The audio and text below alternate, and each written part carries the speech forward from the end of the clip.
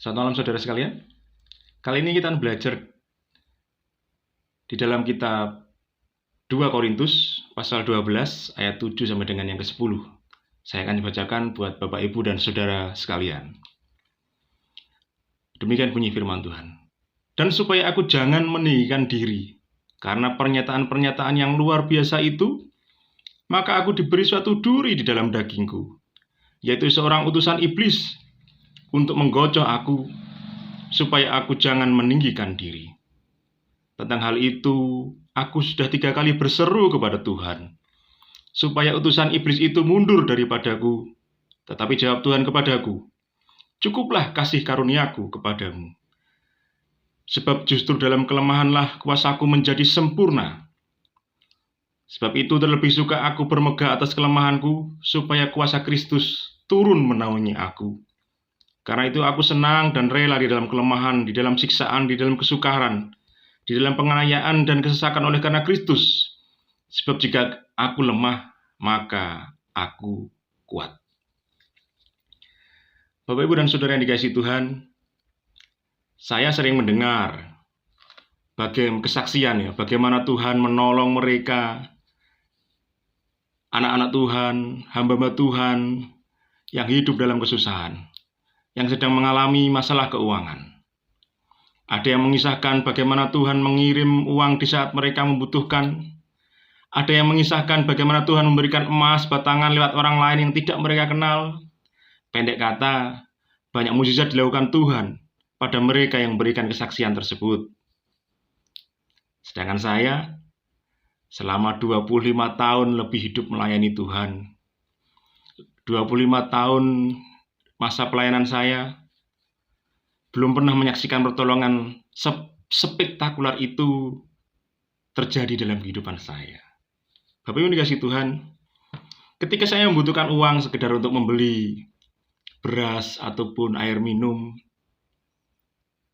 saya harus bekerja keras untuk mendapatkannya.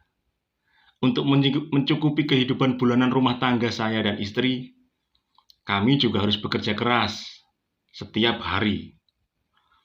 Kadang terlalu sulit bagi saya untuk percaya pada apa yang namanya mukjizat.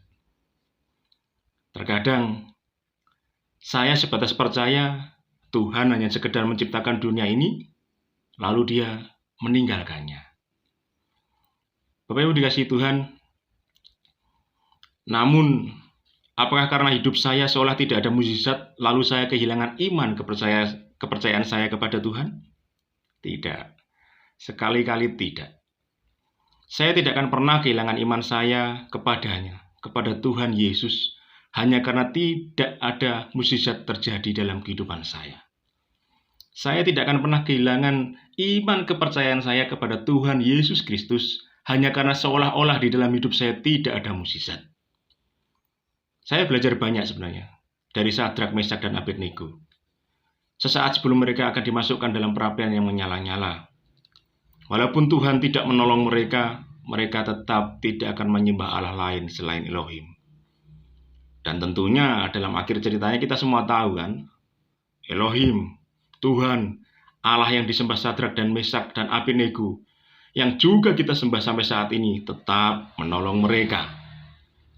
Bapak Ibu dikasihi Tuhan, saya beriman kepada Allah bukan karena mukjizat yang diperbuatnya. Saya beriman kepadanya karena apa yang sudah diperbuatnya kepada saya di atas kayu salib. Saya beriman kepada Tuhan. Saya beriman kepada Allah. Saya beriman kepada Yesus, Sang Juru Selamat itu, karena anugerahnya. Dan itu yang akan saya ajarkan kepada semuanya. Semua yang mendengar perkataan saya, semua yang melihat video ini, semua yang menjalani pelayanan bersama dengan saya. Bapak Ibu dikasihi Tuhan, bukan karena mukjizat kita beriman kepada Tuhan, tapi anugerah kasih-Nya yang begitu besar itulah yang membuat kita beriman kepadanya. Saat ini banyak orang iring Tuhan hanya karena ingin mengalami mukjizat. Banyak orang dia datang ke gereja karena mengharapkan sesuatu yang spektakuler. Banyak orang yang datang beribadah karena ingin diberkati Tuhan. Ya, Tuhan memang pembawa berkat. Tapi di sisi lain ketika kita akan datang kepada Tuhan, ketika kita iring kepada Tuhan, ada salib yang harus kita pikul. Ada salib yang harus kita bawa. Dan sebenarnya kalau kita mau jujur, salib itu ringan. Namun terkadang berkat yang kita terima, itu yang memberatkan hidup kita. Banyak orang jatuh karena berkat.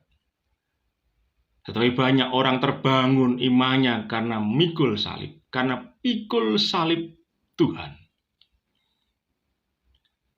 Kita belajar bersama bahwa Allah yang memberi mukjizat itu, Allah sang pemberi mukjizat itu masih bermukjizat dari dulu sampai sekarang, sampai nanti kesudahan zaman. Tetapi jangan sampai kita iring kepadanya hanya karena mukjizat saja.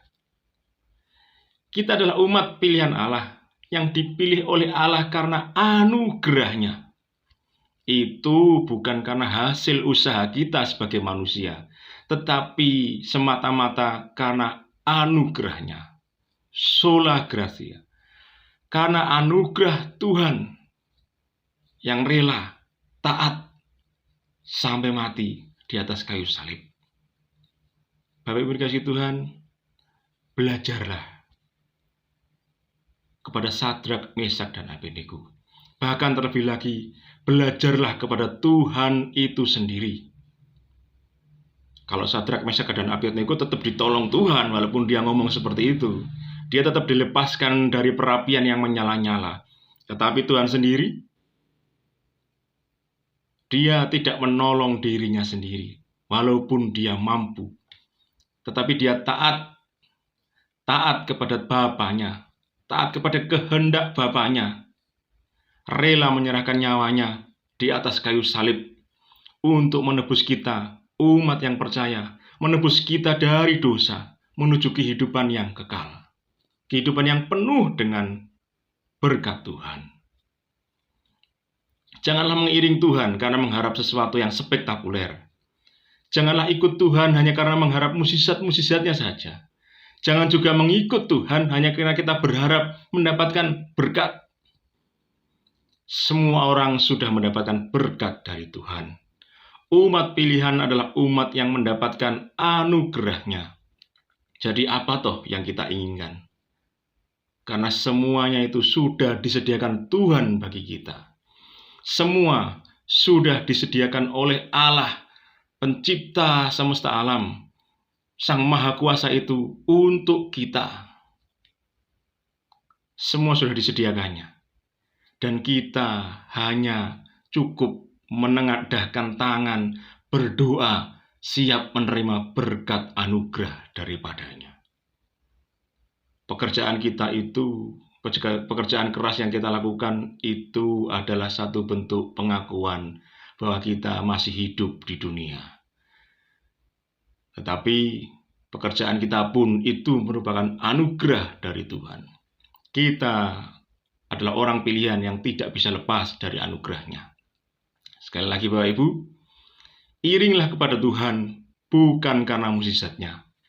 Iringlah kepada Tuhan bukan hanya karena berkatnya, tapi mengiring Tuhan, kita mengiring Tuhan itu karena anugerah yang sudah diberikannya kepada kita.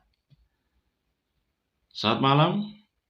Tuhan memberkati Bapak Ibu dan Saudara sekalian dengan anugerah yang melimpah, berkat yang melimpah sampai kesudahan zaman.